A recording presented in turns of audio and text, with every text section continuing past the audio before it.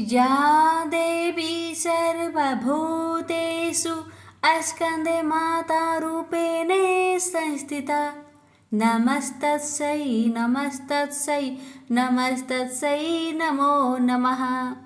प्रेम से बोलिए जय माता दी। भक्तों, आज की इस वीडियो में आइए हम श्रवण करते हैं स्कंद माता की संपूर्ण व्रत कथा। प्रेम से बोलिए जय माता दी।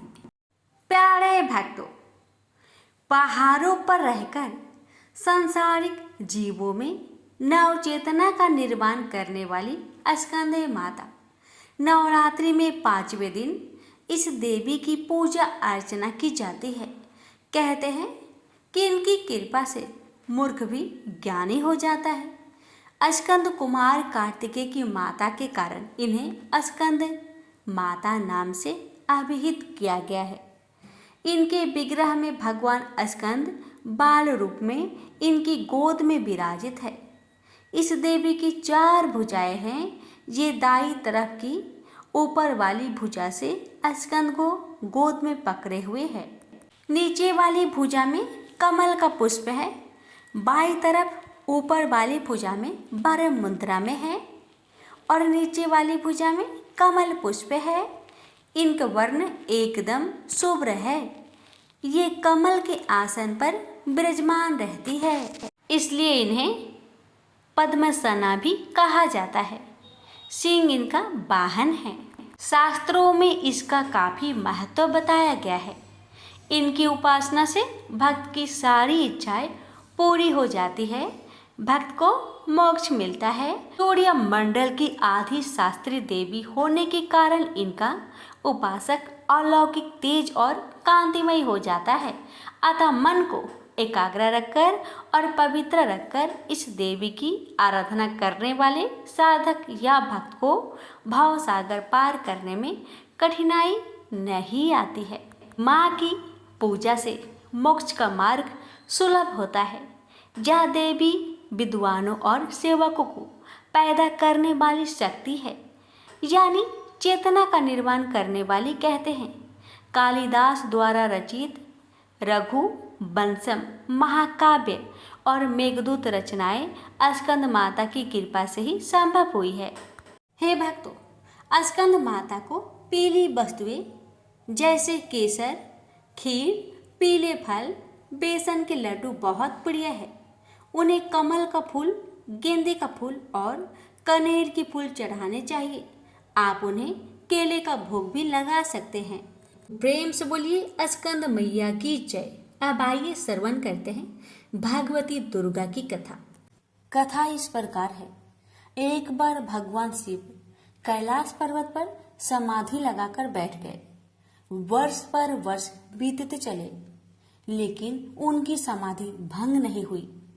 इससे सृष्टि का कल्याण और संहार रुक गया। सृष्टि के कामों में रुकावट आने से ब्रह्मा, विष्णु तथा अन्य देवताओं को बहुत चिंता हुआ और वे भगवान शिव की समाधि भंग करने के लिए उपाय सोचने लगे। ब्रह्मा भगवान विष्णु से बोले, भगवान आप ही कोई उपाय बतलाए जिससे भगवान शिव की समाधि टूटे और वह सृष्टि के कल्याण और संहार का अपना उत्तरदायित्व पूर्ण करने में लगे। अगर सृष्टि का चक्र रुक गया तो संसार नष्ट हो जाएगा। विष्णु भगवान बोले, ब्रह्मा जी आपने ही तो इस सृष्टि को पैदा किया है, आपने ही विधान बनाया है, इसलिए आप ही कोई उपाय सोच सकते हैं। ब्रह्मा जी बोले, भगवान शिव की समाधि हमने किसी उपाय से भंग कर भी दी तो वह कल फिर समाधि लगा लेंगे। मैं चाहता हूँ कि कोई ऐसा अस्थायी उपाय सोचा जाए कि सृष्टि का चक्र विधान के अनुसार चलता रहे। विष्णु जी बोले, हम जिस उपाय से अब तक ऋषि मुनियों की तपस्या भंग करते आए हैं, क्या उसी प्रकार कामदेव को भेजकर भगवान शिव की समाधि भंग नहीं की जा सकती?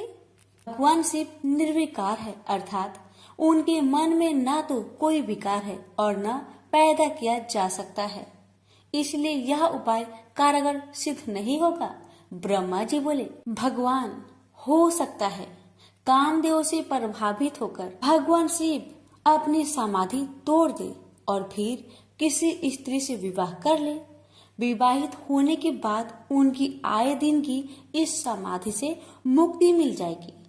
विष्णु जी बोले, लेकिन पितामह, आपकी नजर में क्या कोई ऐसी कन्या है जो निर्जन पर्वत पर रहने वाले शिव को पति रूप में स्वीकार कर ले? ब्रह्मा जी बोले, मैंने इस काम के लिए योग माया से प्रार्थना की है। उन्होंने चतुर्भुज चामुंडा के रूप में मुझे दर्शन देकर वचन दिया है, वह शिव के साथ विवाह करने के लिए तैयार है। माँ भगवती अपने वचन का पालन करने के लिए प्रजापति की पुत्री के रूप में जन्म ले चुकी है। प्रजापति दक्ष ने उनका नाम सती रखा है।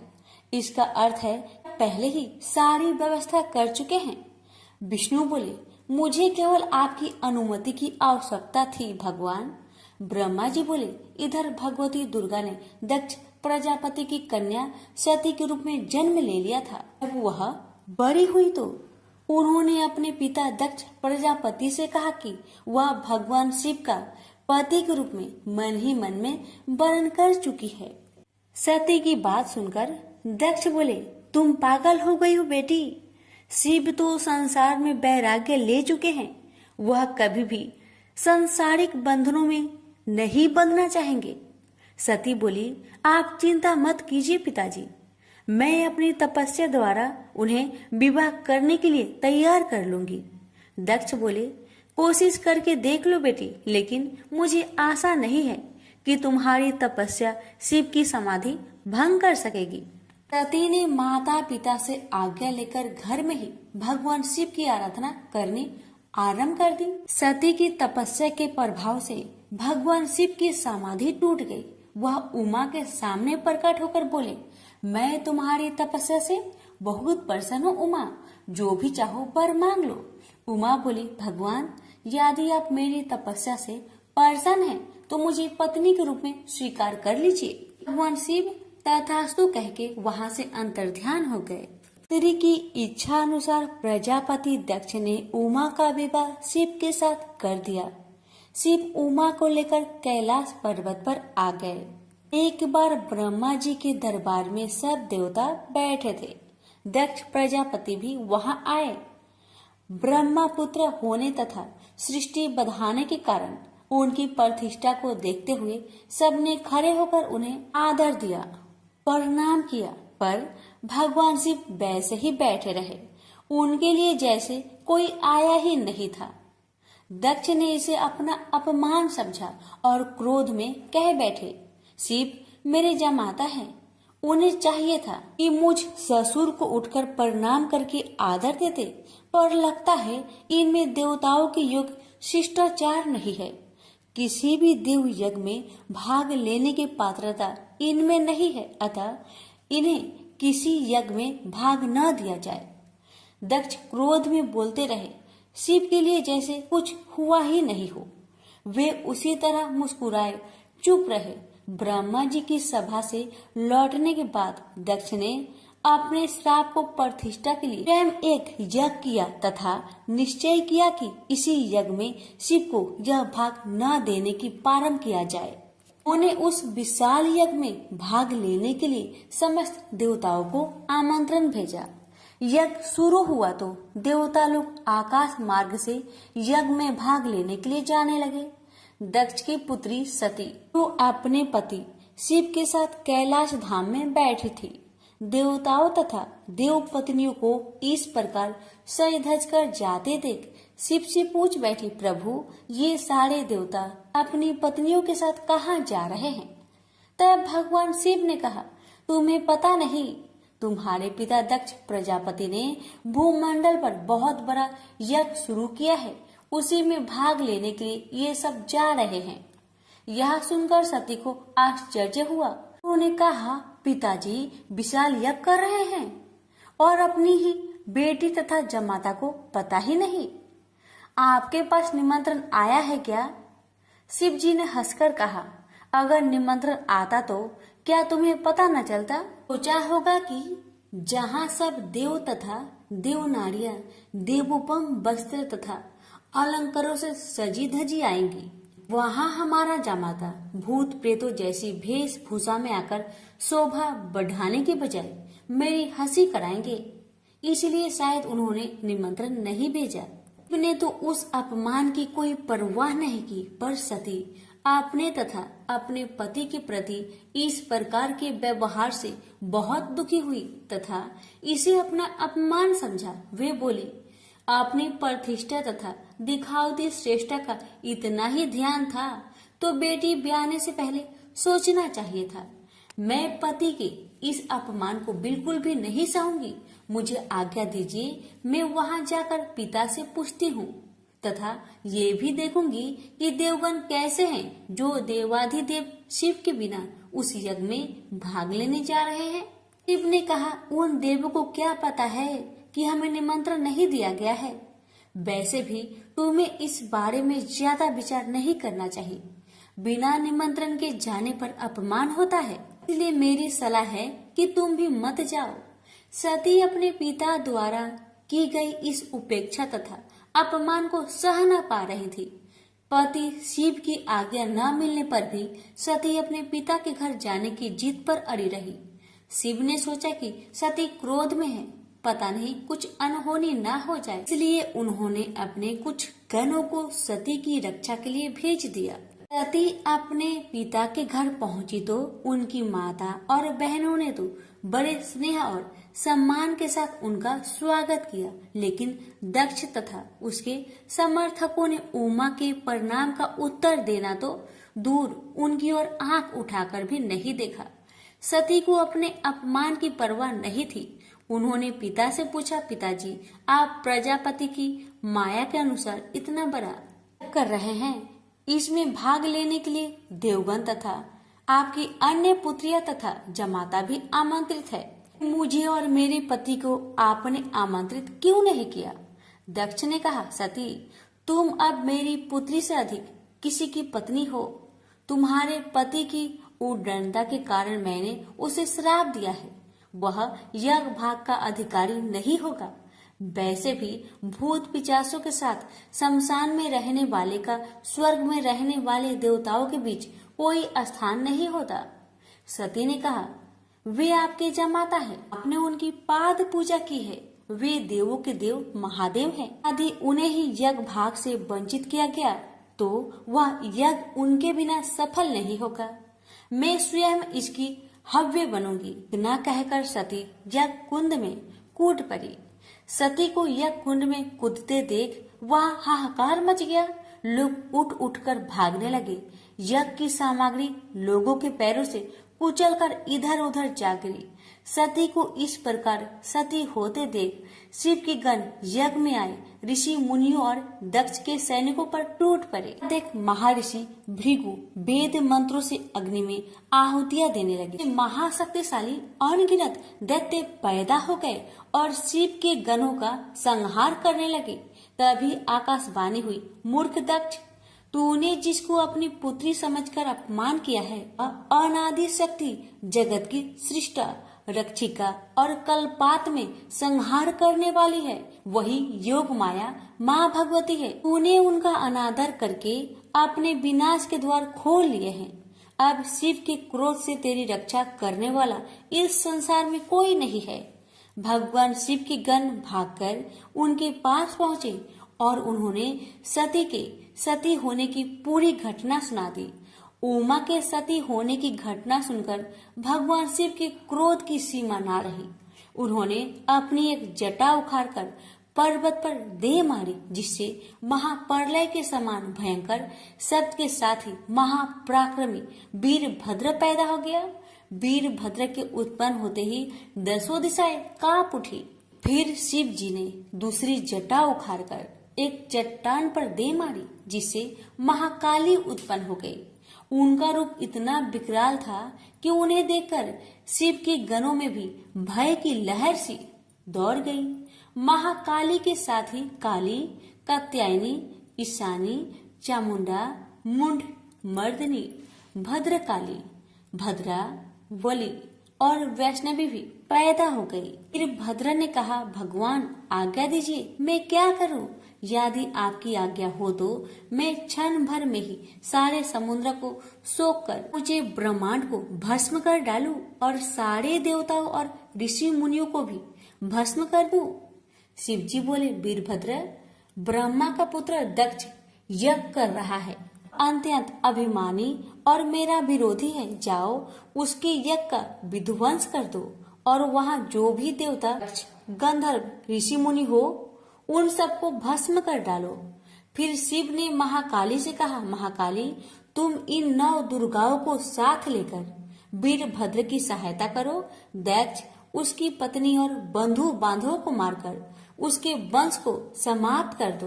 भगवान शिव की आज्ञा पाते ही वीरभद्र और भद्रकाली ने यज्ञ भूमि में पहुंचते ही जैसे प्रलय मचा दी। दक्ष की सेनाओं को समाप्त करके वे दोनों शिव जी के गणों के साथ जो भी सामने आया उसी को मौत के घाट उतारते चले गए। उन्होंने यज्ञ की वेदी तोड़ डाली, यज्ञ में काम आने वाली सारी वस्तुओं उठाकर नष्ट कर दिया। घबराकर दक्ष भगवान विष्णु से बोले, भगवान, अब आप ही हमें सब संकटों से मुक्ति दिला सकते हैं। विष्णु बोले, दक्ष, तुमने शिव जी का अपमान करके भयंकर अपराध किया है। उनके गणों का सेनापति वीरभद्र इतना शक्तिशाली है कि मैं भी उनका कुछ नहीं बिगाड़ सकता। वीरभद्र ने ऋषि मुनियों और देवताओं को पृथ्वी पर पटक पटक कर मार डाला। भृगु ऋषि की छाती पर पांव रखकर उनकी दाढ़ी उखाड़ ली। शिव जी को देखकर हंसने वाले ऋषि पूषा के दांत तोड़ डाले और फिर वेदी के भीतर छिपे दक्ष को बाहर खींचकर उसका सिर हाथों से मोड़कर धधकते हुए अग्नि कुंड में फेंक दिया। इस प्रकार अपने स्वामी का अपमान करने वाले दक्ष को पूर्ण रूप से दंडित करके वीरभद्र कैलाश पर्वत पर लौट गए। उनसे बोलिए, उमापति शंकर भगवान की जय। श्री दुर्गा सप्तशती पाठ अध्याय 9 और 10। भक्तों, 9वां अध्याय में सुनेंगे निशुंभ वध की कथा। राजा ने कहा, ऋषिराज, आपने रक्त बीज के वध से संबंध रखने वाला वृत्तांत मुझे सुनाया। अब मैं रक्त बीज के मरने के पश्चात क्रोध भरे हुए शुभ व निशुंभ ने जो कर्म किया है वह सुनना चाहता हूँ। महर्षि मेधा ने कहा, रक्त बीज के मारे जाने पर शुंभ और निशुंभ को बहुत क्रोध आया और अपनी बहुत बड़ी सेना को इस प्रकार सर्वनाश होते देखकर निशुंभ देवी पर आक्रमण करने के लिए दौड़ा। उसके साथ बहुत से बड़े बड़े असुर देवी को मारने के वास्ते दौड़े और महापराक्रमी शुंभ अपनी सेना सहित चंडिका को मारने के लिए बढ़ा। फिर शुंभ और निशुंभ का देवी से घोर युद्ध होने लगा और वह दोनों असुर इस प्रकार देवी पर बाण फेंकने लगे जैसे मेघों से वर्षा हो रही हो। उन दोनों के चलाए हुए बाणों को देवी ने अपने बाणों से काट डाला और अपने शस्त्रों की वर्षा से उन दोनों दैत्यों को चोट पहुंचाई। निशुंभ ने तीक्ष्ण तलवार और चमकती हुई ढाल लेकर देवी के सिंह पर आक्रमण किया। अपने वाहन को पहुंची हुई देखकर देवी ने अपने चूरद्र नामक बाण से निशुंभ की तलवार व ढाल दोनों को ही काट डाला। तलवार और ढाल कट जाने पर निशुंभ ने देवी पर शक्ति से प्रहार किया। देवी ने अपने चक्र से उसके 2 टुकड़े कर दिए। फिर क्या था, दैत्य मारे क्रोध के जल भुन गया। उसने देवी को मारने के लिए उसकी ओर शूल फेंका, किंतु देवी ने अपने मुक्के से उसको चूर चूर कर डाला। फिर उसने देवी पर गदा से प्रहार किया। देवी ने त्रिशूल से गदा को भस्म कर डाला। इसके पश्चात वह फरसा हाथ में लेकर देवी की ओर लपका। देवी ने अपने बाणों से उसे धरती पर सुला दिया। अपने पराक्रमी भाई निशुंभ के इस प्रकार से मरने पर शुभ क्रोध में भरकर देवी को मारने के लिए दौड़ा। रथ में बैठा हुआ उत्तम आयुधों से सुशोभित अपनी 8 बड़ी बड़ी भुजाओं से सारे आकाश को ढके हुए था। शुंभ को आते हुए देखकर देवी ने अपना शंख बजाया और धनुष की टंकार का भी अत्यंत दुस्सह शब्द किया। साथ ही अपने घंटों के शब्द से, जो कि संपूर्ण दैत्य सेना के तेज को नष्ट करने वाला था, संपूर्ण दिशाओं को व्याप्त कर दिया। इसके पश्चात देवी के सिंह ने भी अपनी दहाड़ से, जिसे सुन बड़े बड़े बलवानों का मद चूर चूर हो जाता था, आकाश, पृथ्वी और 10 दिशाओं को पूरित कर दिया। फिर आकाश में उछलकर काली ने अपने दांतों तथा हाथों को पृथ्वी पर पटका। उसके ऐसा करने से ऐसा शब्द हुआ जिससे कि उससे पहले के सारे शब्द शांत हो गए। इसके पश्चात शिवदूती ने असुरों के लिए भय उत्पन्न करने वाला अट्टहास किया, जिसे सुनकर सब दैत्य थर्रा उठे और शुंभ को बड़ा क्रोध हुआ। फिर अंबिका ने उसे, अरे दुष्ट, खड़ा रह कहा तो आकाश से सभी देवता जय हो बोल उठे।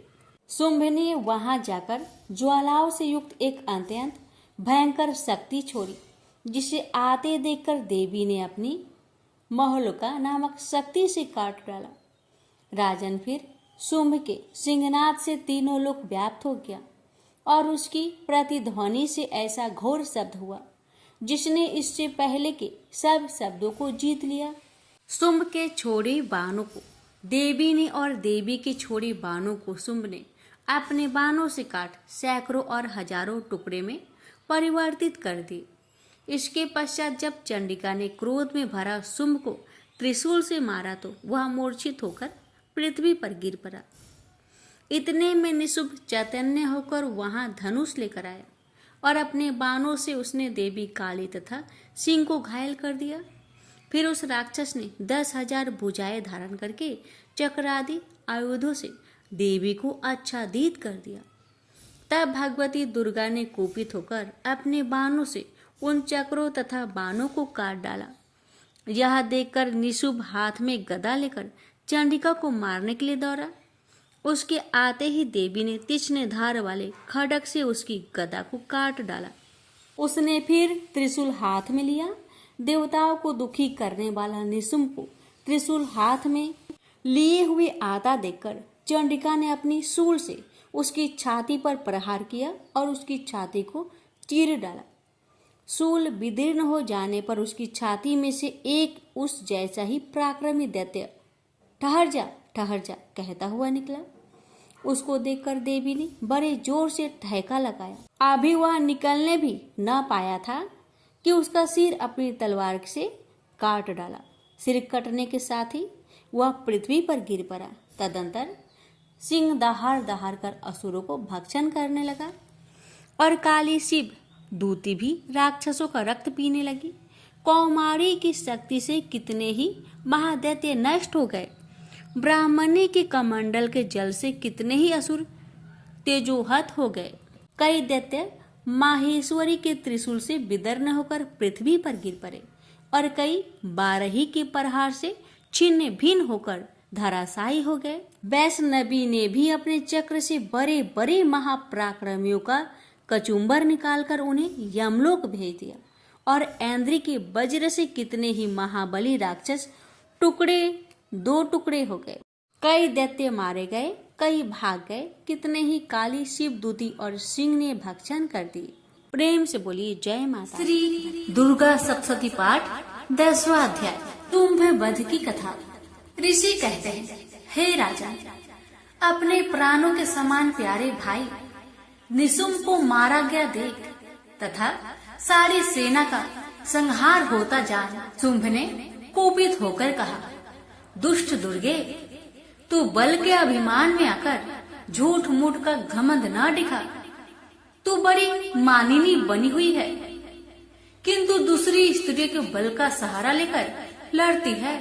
देवी बोली, ओ दुष्ट, मैं अकेली ही हूँ। इस संसार में मेरे सिवा दूसरी कौन है? देख, ये मेरी ही विभूतियाँ हैं, अतः मुझ में ही प्रवेश कर रही हैं। तदंतर ब्राह्मणी आदि समस्त देवियां अंबिका देवी के शरीर में लीन हो गई। देवी बोली, मैं अपनी ऐश्वर्य शक्ति से अनेक रूपों में यहाँ उपस्थित हुई थी। उन सब रूपों को मैंने समेट लिया। अब अकेले ही युद्ध में खड़ी हूँ, तू भी स्थिर हो जाओ। ऋषि कहते हैं, तदंतर देवी और शुंभ दोनों में सब देवताओं तथा दानवों के देखते देखते भयंकर युद्ध छिड़ गया। बाणों की वर्षा तथा तीखे शस्त्रों एवं दारुण अस्त्रों के प्रहार के कारण उन दोनों का युद्ध सब लोगों के लिए बड़ा भयानक प्रतीत हुआ। उस समय अंबिका देवी ने जो सैकड़ों दिव्य अस्त्र छोड़े, उसे दैत्यराज शुंभ ने उनके निवारक अस्त्र द्वारा काट डाला। इसी प्रकार शुंभ ने भी जो दिव्य अस्त्र चलाए, उन्हें परमेश्वरी ने भयंकर हुक्कार शब्द के उच्चारण आदि द्वारा खेल खेल में ही नष्ट कर डाला। तब उस असुरों ने सैकड़ों बाणों से देवी को आच्छादित कर दिया। यह देख क्रोध से भरी हुई उन देवी ने भी बाण मारकर उसका धनुष काट डाला। धनुष कट जाने पर फिर दैत्यराज ने शक्ति हाथ में ली, किंतु देवी ने चक्र से उसके हाथ की शक्ति को भी काट गिराया। तत्पश्चात दैत्यों के स्वामी शुंभ ने 100 चांद वाली चमकती हुई ढाल और तलवार हाथ में ले उस समय देवी पर धावा किया। उसके आते ही चंडिका ने अपने धनुष से छोड़े हुए तीखे बाणों द्वारा उसकी सूर्य किरणों के समान उज्जवल ढाल और तलवार को तुरंत काट दिया। फिर उस दैत्य के घोड़े और सारथी मारे गए। धनुष तो पहले ही कट चुका था और उसने अंबिका को मारने के लिए उद्धत हो भयंकर मुदगर हाथ में लिया। उसे आते देख देवी ने अपने तिछले बाणों से उसका मुद्दर भी काट डाला, जिस पर भी वह असुर मुक्का तान कर बड़े वेग से देवी की ओर झपटा। दैत्यराज ने देवी की छाती में मुक्का मारा, तब उन देवी ने भी उसकी छाती में चांटा जड़ दिया। देवी का थप्पड़ खाकर दैत्यराज शुंभ पृथ्वी पर गिर पड़ा, किंतु पुनः सहसा पूर्ववत उठकर खड़ा हो गया। फिर वह उछला और देवी को ऊपर ले जाकर आकाश में खड़ा हो गया। तब चंडिका आकाश में भी बिना किसी आधार के ही शुंभ के साथ युद्ध करने लगी। उस समय दैत्य और चंडिका आकाश में एक दूसरे से लड़ने लगे। उनका वह युद्ध सिद्ध और मुनियों को विस्मय में डालने वाला हुआ।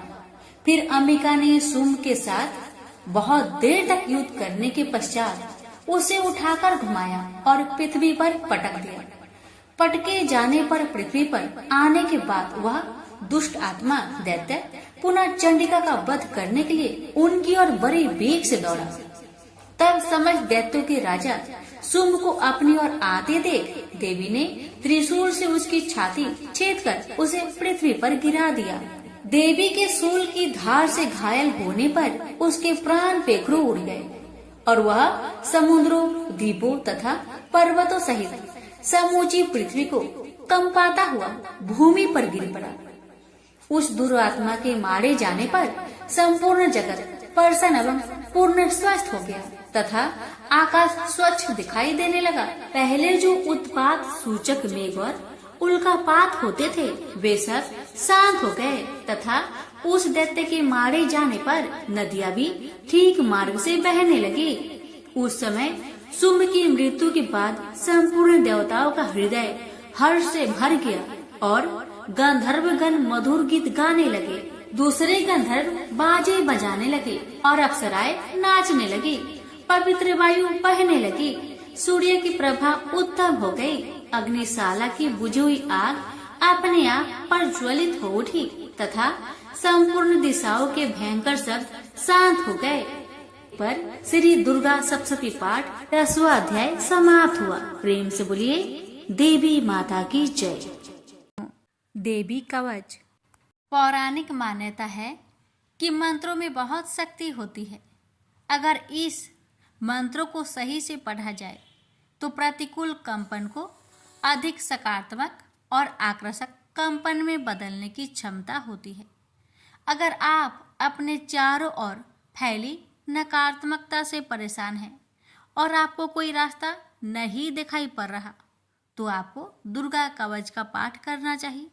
ऐसा कहा जाता है कि वह व्यक्ति जो ईमानदारी से भक्ति और सही उच्चारण के साथ नियमित रूप से दुर्गा कवच को पढ़ता या सुनता है वह सभी बुराइयों से संरक्षित रहता है। 18 प्रमुख पुराणों में से एक मार्कंडेय पुराण के अंदर दुर्गा कवच, देवी कवच के श्लोकों का उल्लेख है। दुर्गा कवच दुर्गा सप्तशती का एक आदित्य स्रोत है। दुर्गा कवच को भगवान ब्रह्मा ने ऋषि मार्कंडेय को सुनाया और इसमें 47 श्लोक शामिल है। इसके बाद 9 श्लोकों में फल श्रुति लिखित है। फल श्रुति का अर्थ होता है कि मंत्रों को सुनने या पढ़ने से क्या फल प्राप्त होता है। दुर्गा कवच का महत्व। दुर्गा कवच में भगवान ब्रह्मा जी ने देवी पार्वती माँ की 9 अलग अलग देवीय रूपों के बारे में बताया है। भगवान ब्रह्मा हर किसी को देवी कवच को पढ़ने या सुनने के लिए देवी माँ का आशीर्वाद मांगने के लिए अनुरोध करते हैं।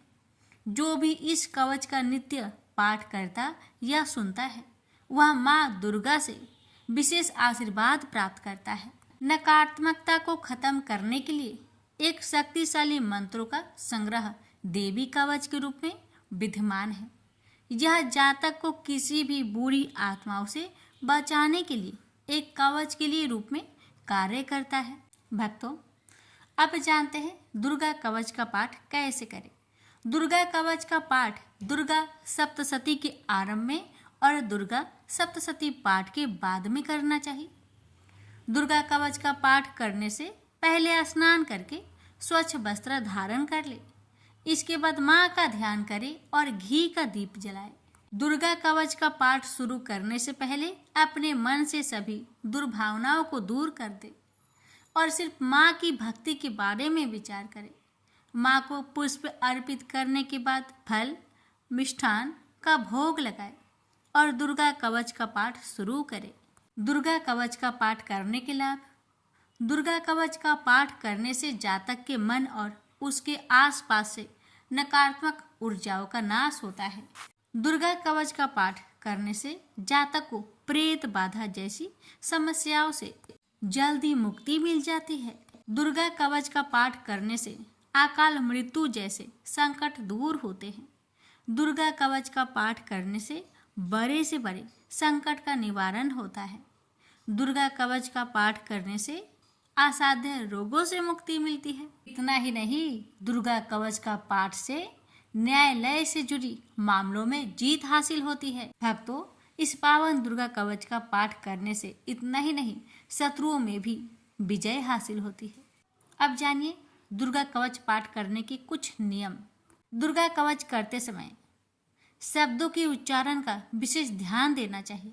अगर आप संस्कृत में पाठ नहीं कर पा रहे तो हिंदी में पाठ करें, लेकिन गलत उच्चारण में इसका पाठ कभी ना करें। दुर्गा कवच का पाठ करते समय प्याज, लहसुन, तंबाकू, मांस, मदिरा और किसी भी प्रकार के तामसिक भोजन को ना ग्रहण करें। दुर्गा कवच का पाठ करते समय पूर्ण ब्रह्मचर्य का पालन करना चाहिए। दुर्गा कवच का पाठ करते समय मन में कोई भी छल कपट, लोभ, लालच को नहीं रखना चाहिए और सच्चे मन से माँ की आराधना करनी चाहिए। दुर्गा कवच का पाठ करते समय स्वच्छ और सुगंधित वातावरण होना चाहिए। आसपास गंदगी ना हो, इसका विशेष ध्यान देना चाहिए। आइए रसपान करते हैं। श्री दुर्गा कवच पाठ प्रारंभ है। महर्षि मार्कंडेय बोले, हे पितामह, संसार में जो गुप्त हो और मनुष्यों की सब प्रकार से रक्षा करता हो और जो आपने किसी को आज तक न बताया हो, वह कवच मुझे बताइए। श्री ब्रह्मा जी कहने लगे, अत्यंत गुप्त व सब प्राणियों की भलाई करने वाला कवच मुझसे सुनो। प्रथम शैलपुत्री, दूसरी ब्रह्मचारिणी, तीसरी चंद्रघंटा, चौथी कुष्मांडा, पांचवी स्कंद माता, छठी कात्यायनी, सातवीं कालरात्रि, आठवीं महागौरी, नौवीं सिद्धिदात्री। यह देवी की 9 मूर्तियां हैं और यह 9 दुर्गा कहलाती है। आग में जलता हुआ, रण में शत्रु से घेरा हुआ, विषम संकट में फंसा हुआ मनुष्य आदि दुर्गा के नाम का स्मरण करे तो उनको कभी भी कोई हानि नहीं होती। रण में उसके लिए कुछ भी आपत्ति नहीं और ना उसे किसी प्रकार का दुख या डर ही होता है। हे देवी, जिसने श्रद्धा पूर्वक तुम्हारा स्मरण किया है उसकी वृद्धि होती है, और जो तुम्हारा चिंतन करते हैं उनकी तुम निस्संदेह रक्षा करने वाली हो। चामुंडा प्रेत पर, वारही भैंसे पर, ऐन्द्री हाथी पर, वैष्णवी गरुड़ पर आसन जमाती है। हे महेश्वरी बैल पर, कौमारी मोर पर और हाथ में कमल लिए हुए विष्णुप्रिया लक्ष्मी जी की कमल के आसन पर विराजती है। बैल पर बैठी हुई ईश्वरी देवी ने श्वेत रूप धारण कर रखा है और ब्रह्मी देवी हंस पर बैठती है और सब प्रकार के आभूषणों से विभूषित है। इस प्रकार यह सब माताएं सब प्रकार के योग शक्तियों से युक्त और अनेक प्रकार के रत्न धारण किए हुए हैं। भक्तों की रक्षा के लिए संपूर्ण देवियां रथ में बैठी तथा क्रोध में भरी हुई दिखाई देती है, और ये शंख, चक्र, गदा, शक्ति, हल और मूसल, खेटक और तोमर, परशु तथा पास, कुंती और त्रिशूल एवं उत्तम सारंग, धनुष आदि शास्त्रों को दैत्य के नाश के लिए और भक्तों की रक्षा के लिए है और देवताओं के कल्याण के लिए धारण किए हैं। हे महारुद्र, अत्यंत घोर पराक्रम, महान बल और महान उत्साह वाली देवी, तुमको मैं नमस्कार करता हूँ। हे देवी, तुम्हारा दर्शन दुर्लभ है तथा आप शत्रुओं के भय को बढ़ाने वाली है। हे जगदम्बिके, मेरी रक्षा करो। पूर्व दिशा में ऐन्द्री मेरी रक्षा करे, अग्निकोण में अग्नि शक्ति, दक्षिण में वाराही देवी, नेतृत्व कोण में खड़क धारिणी देवी मेरी रक्षा करे। बारूनी पश्चिम दिशा में, वायु कोण में मृग वाहिनी, उत्तर में कौमारी और ईशान में शूलधारिणी देवी मेरी रक्षा करे। ब्राह्मणी ऊपर की ओर से मेरी रक्षा करे और वैष्णवी देवी नीचे की ओर मेरी रक्षा करे। और इसी प्रकार 100 पर बैठी चामुंडा देवी 10 दिशाओं में मेरी रक्षा करे। जया आगे, विजया पीछे, बाई और अजीता, दाहिनी और अपराजिता मेरी रक्षा करे। उधोतिनी देवी शिखा की रक्षा करे तथा उमा सिर में स्थित होकर रक्षा करे। इसी प्रकार मस्तक में मालाधरी देवी रक्षा करे और यशस्वी देवी मेरी भौहों का संरक्षण करे। भौहों के मध्य भाग में त्रिनेत्रा नथुनों की यम घंटा देवी रक्षा करे। नेत्रों के मध्य में शंखिनी देवी और द्वार बासिनी कानों की रक्षा करे। कपोलों की कालिका देवी और कानों के मूल भाग की भगवती साकरी रक्षा करे। सुगंधा नासिका में और चर्चिका ऊपर की होठ में और अमृत कला नीचे की होठ की सरस्वती देवी जीभ की रक्षा करे।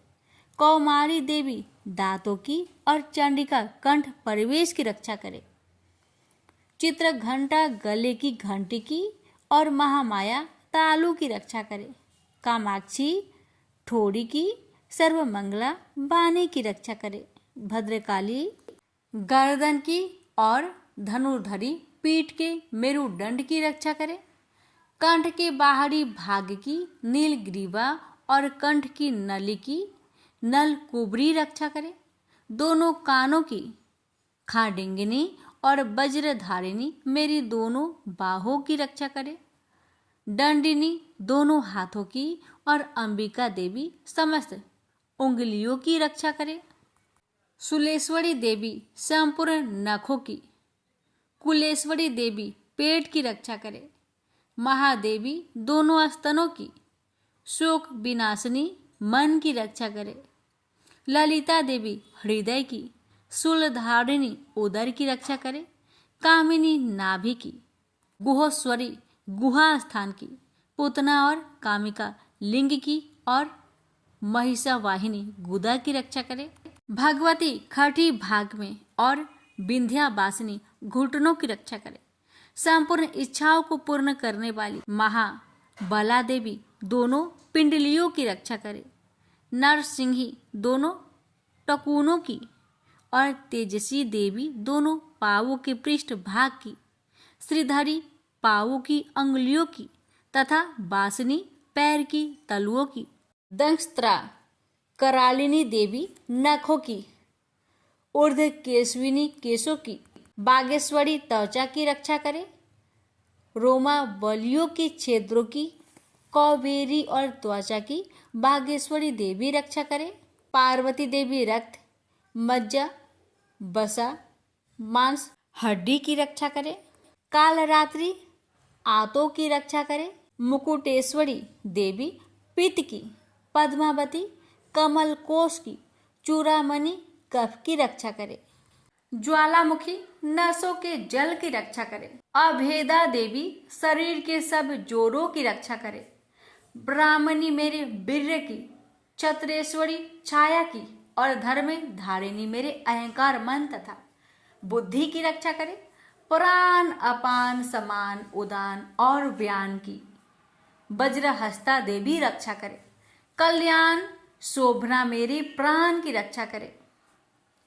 रस, रूप, गंध, शब्द और स्पर्श इन विषयों का अनुभव करते समय योगिनी देवी मेरी रक्षा करे तथा मेरे सत्वगुण, रजोगुण, तमोगुण की रक्षा नारायणी देवी करे। आयु की रक्षा बाराही देवी करे। वैष्णवी धर्म की तथा चक्रिनी देवी मेरी यश, कृति, लक्ष्मी, धन, विद्या की रक्षा करे। इंद्राणी मेरे शरीर की रक्षा करे और हे चंडिके आप मेरे पशुओं की रक्षा करे। महालक्ष्मी मेरे पुत्रों की रक्षा करे और भैरवी मेरी पत्नी की रक्षा करे। मेरे पथ की सुपथा तथा मार्ग की क्षमा करी देवी रक्षा करे। राजा के दरबार में महालक्ष्मी तथा सब और व्याप्त रहने वाली विजया देवी चारों ओर से मेरी रक्षा करे। जो स्थान रक्षा से रहित हो और कवच में रच गया हो उसका पापों का नाश करने वाली जयंती देवी रक्षा करे। अपना शुभ चाहने वाले मनुष्य को बिना कवच के एक पग भी कहीं न जाना चाहिए, क्योंकि कवच रखने वाला मनुष्य जहाँ भी जाता है वहाँ उसे अवश्य धन लाभ होता है तथा विजय प्राप्त करता है। अभीष्ट वस्तु की इच्छा करता है वह उसको इस कवच के प्रभाव से अवश्य मिलती है और वह इसी संसार में महा ऐश्वर्य को प्राप्त होता है।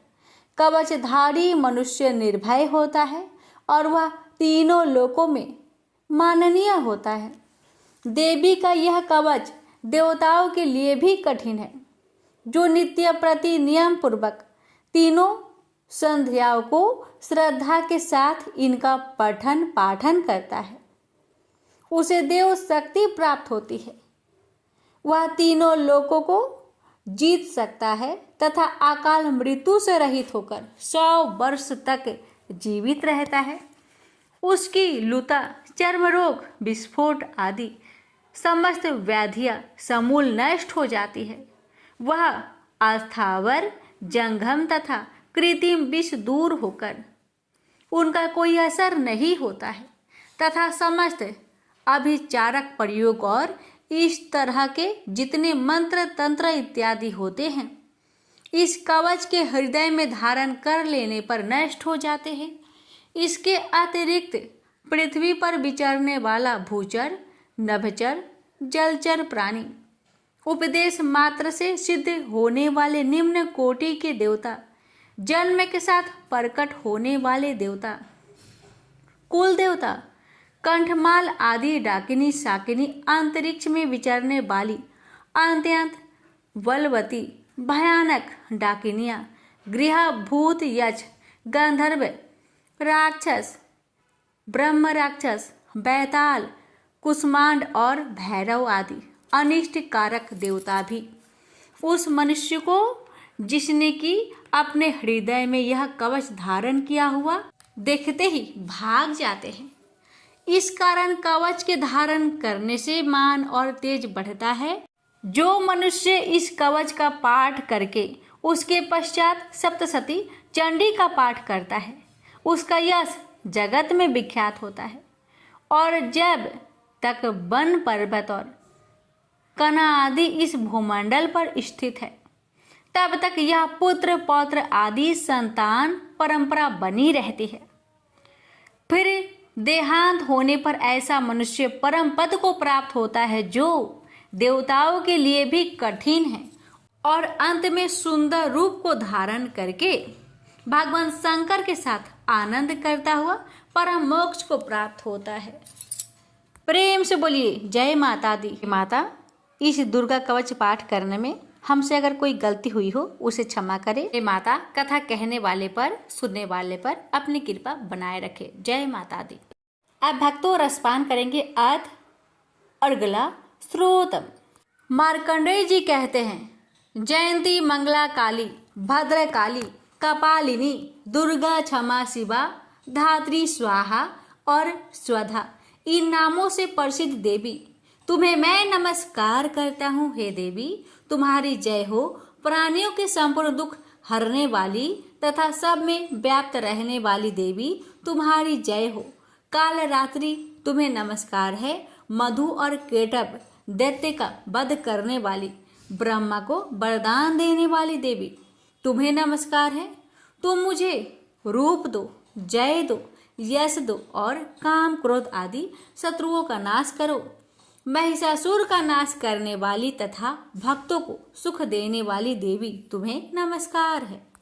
तुम मुझे सुंदर स्वरूप दो, विजय दो और मेरे शत्रुओं को नष्ट करो। हे रक्त बीज का वध करने वाली, हे चंड मुंड को नाश करने वाली, तुम मुझे रूप दो, जय दो, यश दो और काम क्रोध आदि शत्रुओं का नाश करो। हे शुभ निशुभ और धूम्राक्ष राक्षस का मर्दन करने वाली देवी, मुझको स्वरूप दो, विजय दो और मेरे शत्रुओं का नाश करो। हे पूजित चरण युगल वाली देवी, हे संपूर्ण सौभाग्य प्रदान करने वाली देवी, तुम रूप दो, जय दो, यश दो और काम क्रोध आदि शत्रुओं का नाश करो। हे देवी, तुम्हारे रूप और चरित्र अमित है। तुम सब शत्रुओं का नाश करने वाली हो। मुझे रूप, जय, यश दो और काम क्रोध आदि शत्रुओं का नाश करो।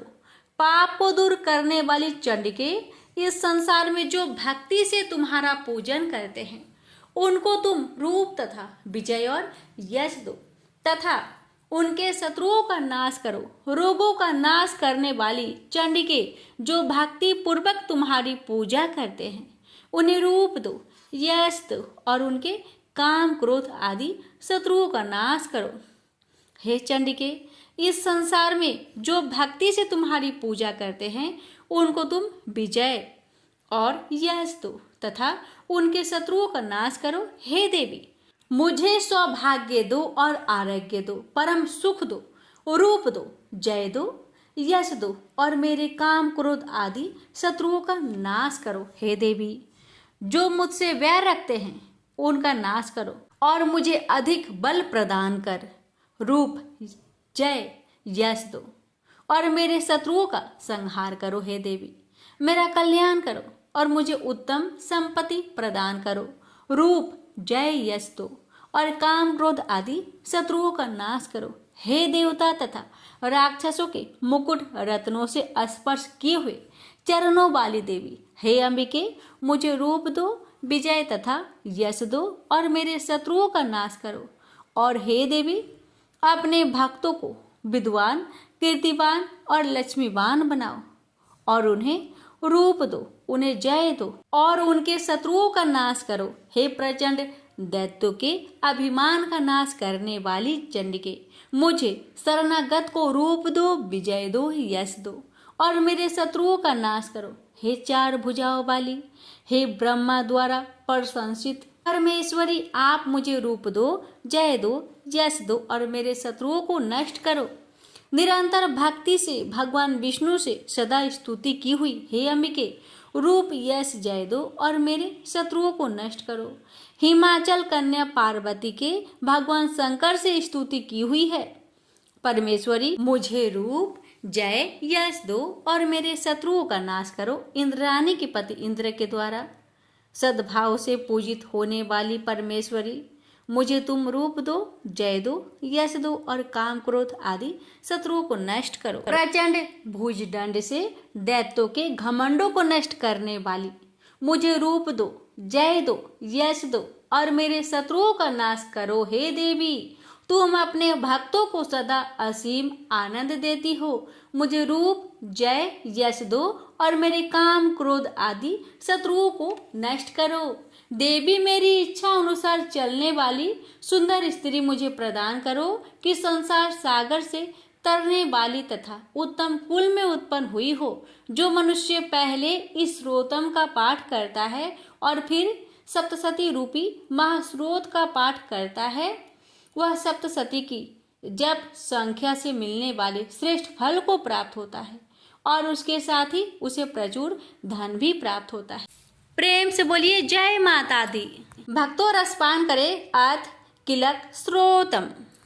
महर्षि मार्कंडेय बोले, निर्मल ज्ञान रूपी शरीर धारण करने वाली, देवत्रय रूप दिव्य तीन नेत्र वाली, जो कल्याण प्राप्ति के हेतु है तथा अपने मस्तक पर अध्र चंद्र धारण करने वाली है, उन भगवान शंकर को नमस्कार है। जो मनुष्य अभिकीलक मंत्रों को जानता है, वही पुरुष कल्याण को प्राप्त करता है। जो अन्य मंत्रों को जाप कर केवल सप्तशती स्रोत से ही देवी की स्तुति करता है, उसको इससे ही देवी की सिद्धि हो जाती है। उन्हें अपने कार्य की सिद्धि के लिए दूसरे की साधना करने की आवश्यकता नहीं रहती। बिना जप के ही उनके उच्चाटन आदि सिद्ध हो जाते हैं। लोगों के मन में शंका थी कि केवल सप्तशती की उपासना से अथवा सप्तशती को छोड़कर अन्य मंत्रों की उपासना से भी समान रूप से सब कार्य सिद्ध हो जाते हैं। तब इनमें कौन सा श्रेष्ठ साधन है?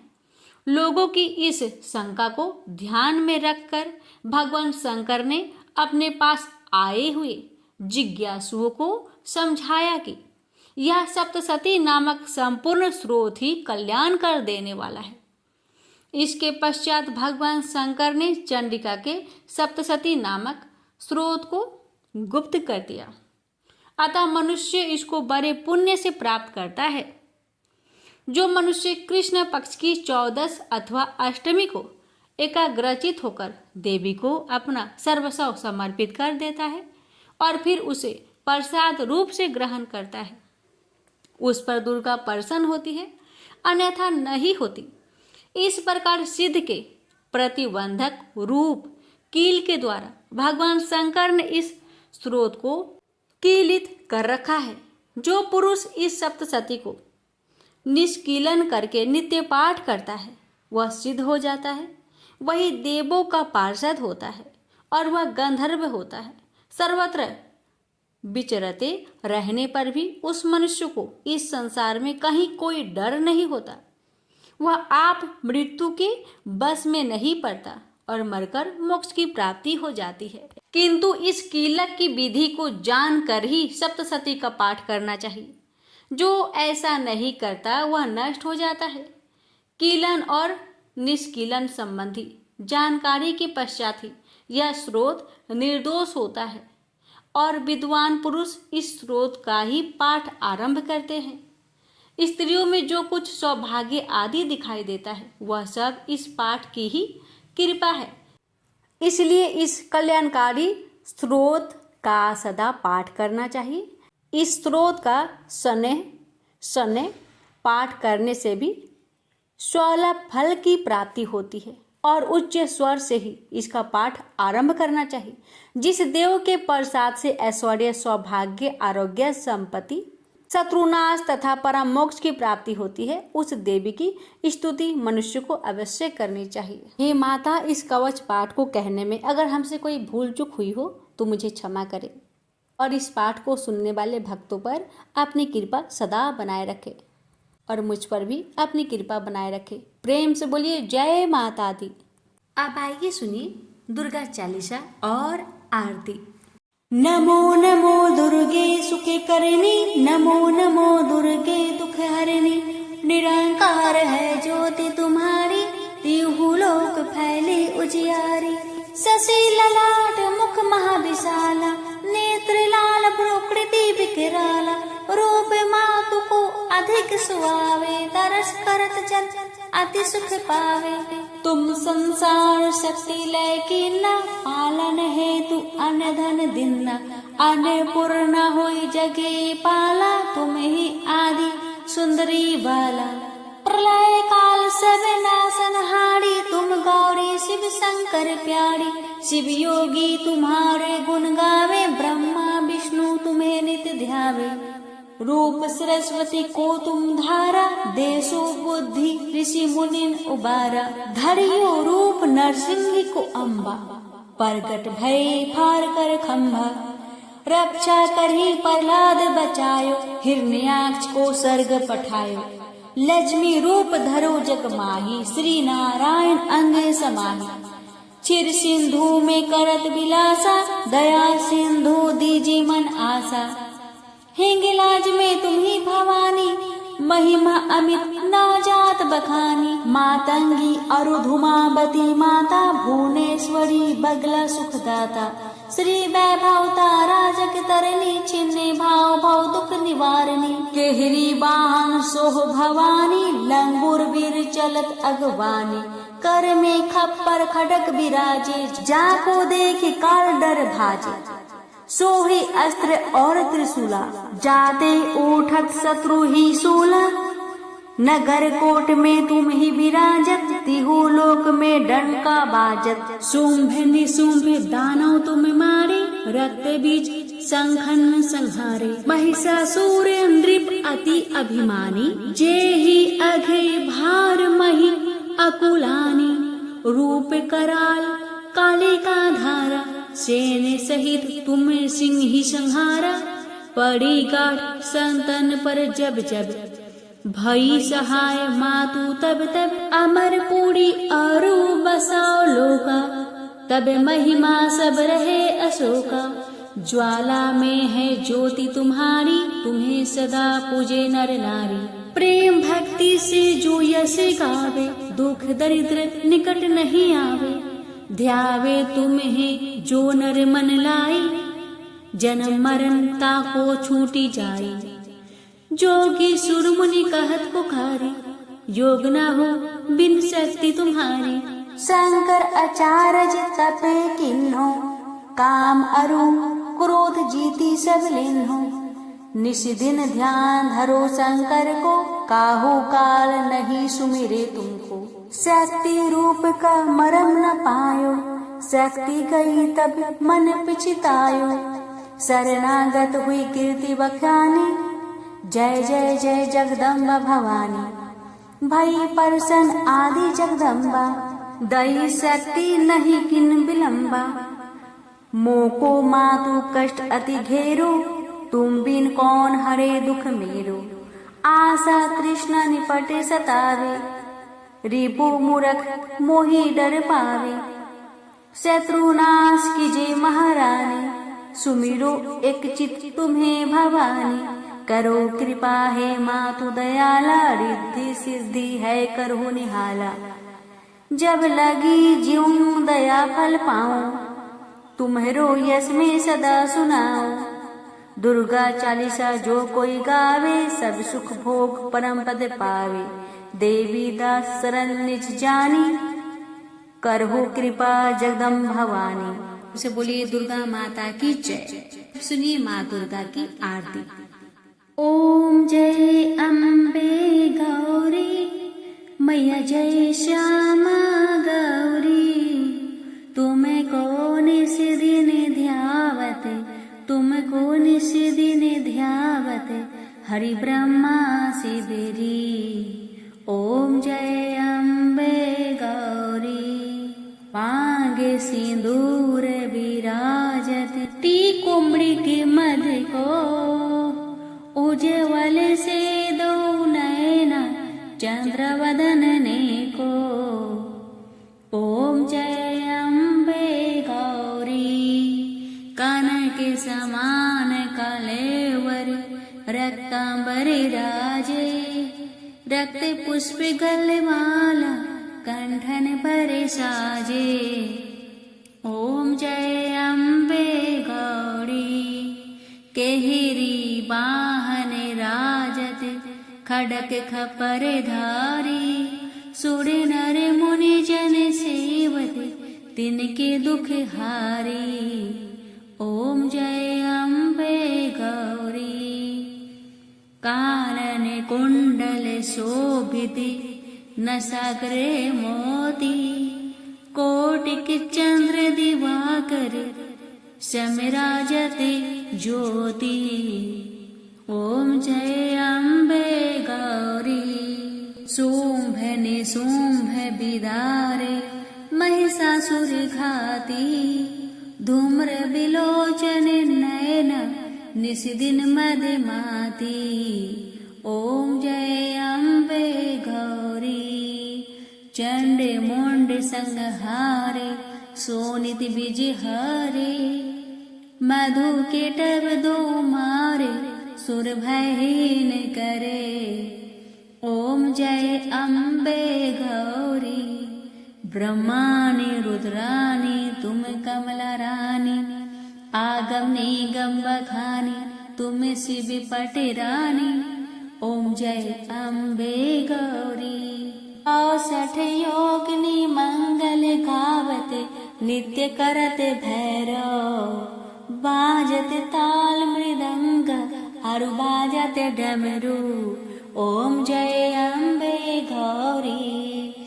तुम ही जग की माता, तुम ही हो भरता, भगतन की दुख हरता, सुख संपत्ति करता। ओम जय अम्बे गौरी।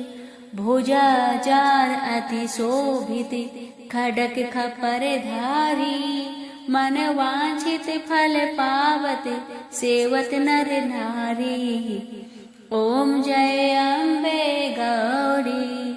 कंचन थाल विराजत, अगर कपूर बाती, श्रीमाल के तुम राजत, कोटि रतन ज्योति। ओम जय अम्बे गौरी। श्री अम्बे जी की आरती, जो कोई नर गावे, कहत शिवानंद स्वामी, सुख संपत्ति पावे। ओम जय अम्बे गौरी। मैया जय श्यामा गौरी। तुमको निस दिन धावत, तुमको निस दिन ध्यावत, हरि ब्रह्मा शिवरी। ओम जय अम्बे गौरी। क्षमा प्रार्थना। हमें देवी माता से इस प्रकार क्षमा याचना करनी चाहिए। हे परमेश्वरी, मेरे द्वारा रात दिन बहुत से अपराध होते रहते हैं। मुझे अपना दास समझकर मेरे उन अपराधों को आप कृपा पूर्वक क्षमा करिए। परमेश्वरी, मैं आह्वान करना नहीं जानती, विसर्जन करना नहीं जानती तथा पूजा करने का ढंग भी नहीं जानती। हे माँ, मुझे क्षमा करिए। देवी सुरेश्वरी, मैंने जो मंत्रहीन ना मंत्रों को मैं जानती हूँ, क्रियाहीन ना क्रियाओं को जानती हूँ और भक्तिहीन ना भक्ति के प्रकार जानती हूँ। पूजन क्या है वह सब आपकी कृपा से पूरे हो। सैकड़ों अपराध करने के बाद भी जो आपके शरण में आके जगदम्बा कहकर पुकारता है उसे वह गति प्राप्त होती है जो ब्रह्मादि देवताओं के लिए भी पाना आसान नहीं है। जगदम्बिके, मैं अपराधी हूँ किंतु आपकी शरण में आया हूँ। इस समय दया का पात्र हूँ, आप जैसा चाहे वैसा करे। हे देवी परमेश्वरी, अज्ञान बस भूल से या बुद्धि भ्रष्ट होने के कारण मैंने जो भी न्यूनता या अधिकता कर दी हो वह सब क्षमा करे और प्रसन्न होइए। सच्चिदानंद स्वरूपा परमेश्वरी, जगत माता कामेश्वरी, आप प्रेम पूर्वक मेरी यह पूजा स्वीकार करें और मुझ पर प्रसन्न रहे। देवी सुरेश्वरी, आप गोपनीय से भी गोपनीय वस्तु की रक्षा करने वाली हैं। मेरी निवेदन किए हुए इस जप को ग्रहण करिए, आपकी कृपा से मुझे सिद्धि प्राप्त हो। इस प्रकार क्षमा प्रार्थना मंत्र के पाठ से दुर्गा माता आपके जाने अनजाने में हुए सारे अपराधों को क्षमा करेंगी और उनकी कृपा सदैव आपके ऊपर बनी रहेगी। तो प्रेम से बोलिए जगदम्बा माता की जय।